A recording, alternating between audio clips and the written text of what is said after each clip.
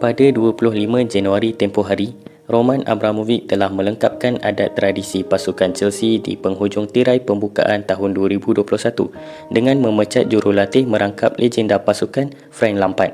Bekas jurulatih PSG dan Dortmund, Thomas Tuchel disahkan menyertai Chelsea untuk mengisi ruang kosong di kerusi kejurulatihan yang ditinggalkan Frankie.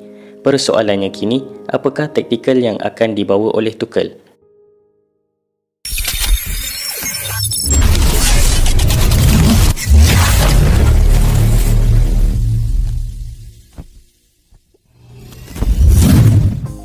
Tuchel diberikan sanjungan atas pengetahuan fleksibel beliau dalam melaksanakan kaedah latihan secara berinovasi.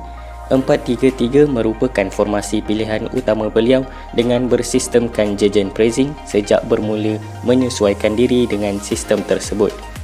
Semasa di PSG, sayap kiri dan kanan merupakan ayam tambatan dalam sistem serangan Tuchel yang diwakili oleh Neymar dan Mbappe.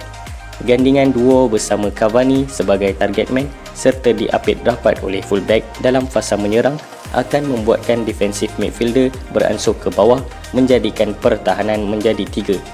Defensive midfielder merupakan pemain yang sangat penting dalam sistem Tuchel di mana mereka perlu ada daya bertahan yang baik serta kreativiti sebagai deep line.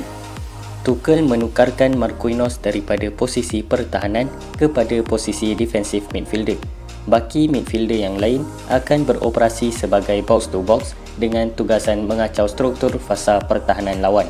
Sebagaimana boleh dilihat Ander Herrera mendapat tugasan tersebut ketika man marking Thiago Alcantara semasa final Liga Juara-Juara.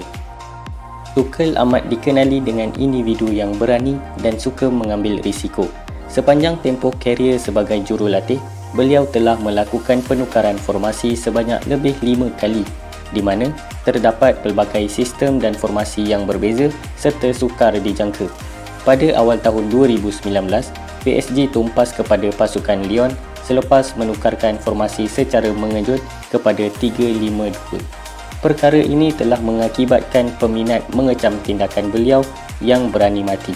Walau bagaimanapun, sistem utama masih dikekalkan, di mana pemain sayap akan berlega di kawasan half space bagi memberi ruang fullback bertukar kepada posisi sayap. Selain itu, penggunaan deep lying midfielder juga merupakan sistem utama beliau. Sungguh pun terdapat penukaran formasi kepada penggunaan 4 midfielder. Tuchel menggemari sistem all out ketika bertahan dengan membentukkan formasi 5 pertahanan bersama 2 serangkai penyerang. Hal ini mudah untuk melancarkan serang balas dalam kedudukan 4-4-2 di mana ia masih mengekalkan 2 penyerang.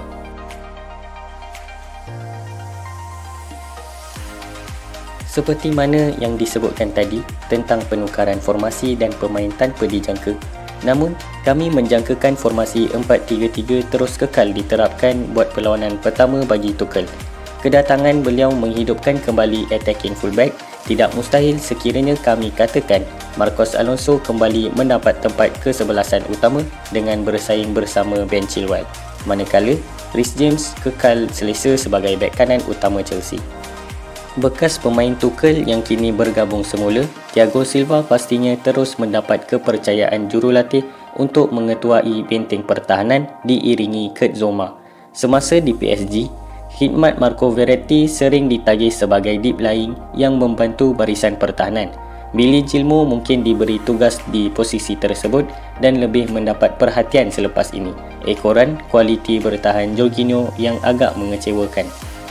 Memandangkan prestasi Pulisic yang tidak menentu pada musim ini, kami lebih merasakan Hudson-Odoi akan menjadi barisan utama sebagai jentera serangan bersama Timo Werner di bahagian tengah dan Hakim Ziyech di sebelah kanan.